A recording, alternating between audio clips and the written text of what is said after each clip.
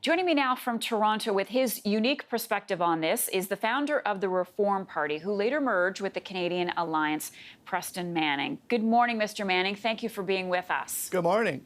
So were you surprised by the election result, first of all, a minority government, and also now that there is this big blue hole in Canada?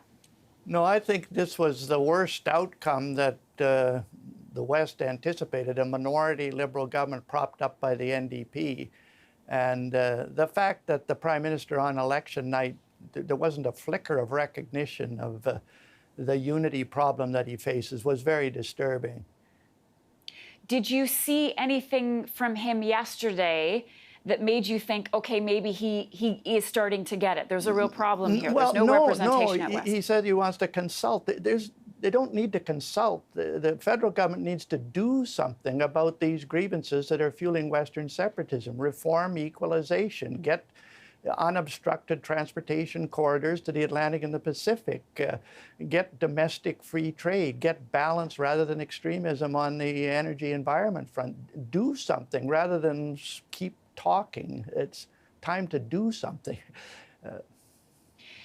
You warned the political leaders to ignore the West at their own peril, just as the election was starting. So when you saw the results come in on Monday night, I'm guessing you thought nobody took your advice to heart. Yes, no, that's true. That's true. And now I think if the Prime Minister wants to talk to somebody about this with respect to doing it, Mayor Nenshi not the representative of this position. The Premier of Alberta, Jason Kenney, who has more experience in government than Justin Trudeau, including more experience at the federal level, and Premier Moe in Saskatchewan, they have a mandate from the people of their provinces to talk on these issues and advocate solutions. Prime Minister wants to talk to somebody, he should talk to those two premiers and take their advice, rather than just have interesting discussions.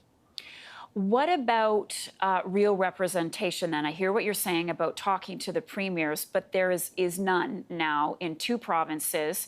What do you do about that? What are the options available to the Prime Minister? Well, I don't think just putting some token person in cabinet solves that at all. There was some Western representation in the previous Liberal candidate. That didn't do anything to alleviate these problems that we're talking about.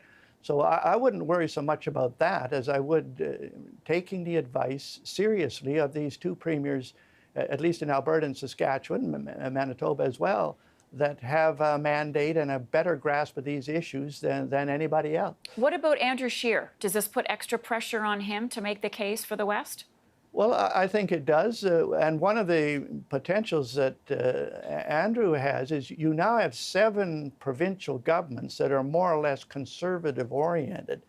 And if you had a real coalition of interest between the conservative opposition in Parliament and 7 conservative governing parties in 7 of the provinces, that's a pretty strong coalition that should be able to advance some of these issues and would have a different perspective than the Trudeau administration.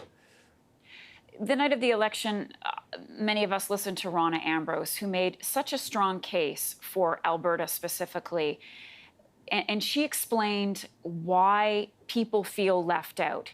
In your view, in your words, why is it? What is it? What does it come down to? The unfairness of the equalization formula. Alberta pouring billions and billions into that. And then when Alberta gets into trouble, there's no reciprocity. The failure of the federal government to provide transportation infrastructure that gets the resources of the interior provinces to a market.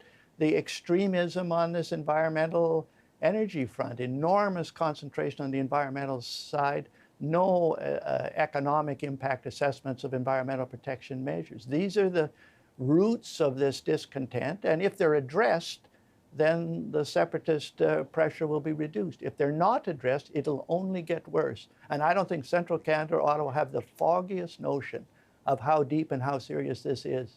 Okay, I want to get your view on one last thing before we run out of time, and that is the leadership of the Conservatives. Some people are saying Andrew Scheer's leadership should be reviewed. This was his election to lose. Others are saying give him time.